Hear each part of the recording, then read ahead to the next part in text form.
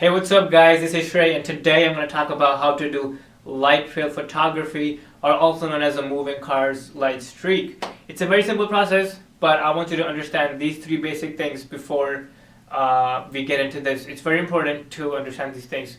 First is ISO. ISO in simple terms means how sensitive your camera is towards light. Higher the ISO, the more sensitive your camera is.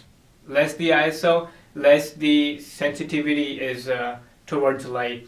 Now also remember, the higher ISO you go, the more noise you tend to add in your images. Now in a picture like this, ISO for about 1000 or 1200 would be fine, but I would assume that if you go more than 1500 or 1800, that would probably add a little noise in your images. But you can play around and see what works for you. Second is F number. F number is basically a number which tells you how much your aperture is open. Higher the F number, lower your aperture is open. Lower the F number, higher the aperture is open. So it's a inverse kind of relation. Third thing, shutter speed, which is probably the most important thing in this kind of image. In this kind of image, we tend to have longer speeds because we want to record it as a moving light.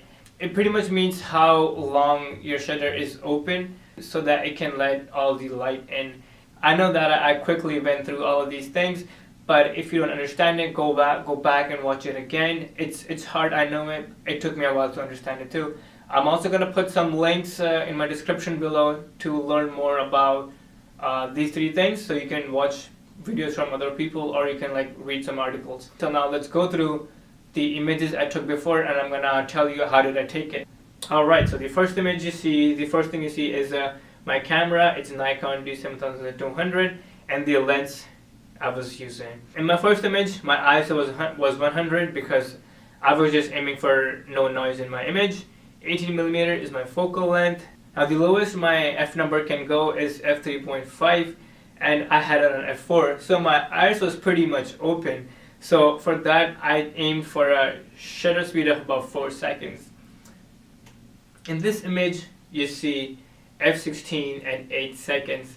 f16 means that my aperture is not as open as it was in the last image. So to compensate that, I had to take a longer shutter speed, as you can see, of 8 seconds. My third image, it's f36. That means my aperture is not open. It's a lot less open than the first image. So for that, I had to go for a longer shutter speed, so it's 15 seconds. So now I think you get the idea for the relation between F number and the shutter speed. So now when you go to your location, you can kind of see what F number you can use and what shutter speed you can use to get the image you want. A lot of cameras come with the shutter priority mode, and what that means is you're going to decide the shutter, but the camera is going to decide everything else. So it makes it easier for you. When I took these images, it was in the shutter priority mode, and I got pretty good results. I would say that try that out, and then try and also complete manual mode and see what you like more.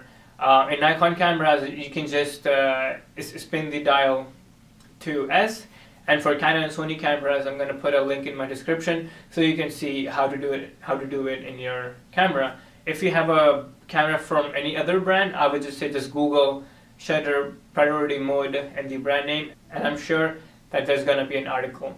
So if you have any questions, comments, concerns, put it in the comments below. If you like the video, give me a thumbs up. Or if you want to see more content like this, I'm going to be putting up more content on photography. Hit the subscribe button. Also, I did a video on time-lapse of the Milky Way. So if you want to see how to do Milky Way time-lapse, click here and you can learn that too. Alright, that was it. Thank you. Good luck.